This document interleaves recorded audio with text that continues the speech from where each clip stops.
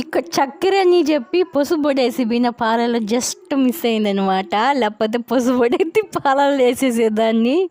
మరుపు ఎక్కువైపోతుంది ఈ మధ్య అయితే. వాడు పాలు తాగడంటే చెప్తున్నాడు, నాకు వద్దు పాలు అంటున్నాడు. ఏం చేయాలి ఇన్ని పాలు తాగడా ఏం చేయాలి? పాలల్లో పొయ్యాలి, లేకపోతే కాలు మీద బండ చేసుకొని పొయ్యాలి.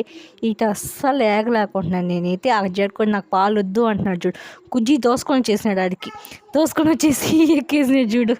కెమెరా కాడికి వస్తే చిగ్గొచ్చేస్తుంది వాడికి, సిగ్గుపడిపోతా ఉన్నాడు. అటు తిరుక్కుంటాడు చూడు.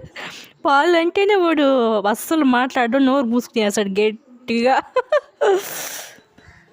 హలో అండి అందరికీ, గుడ్ ఈవినింగ్. అందరూ ఎలా ఉన్నారు? బాగున్నారా? నేనైతే చాలా బాగున్నాను.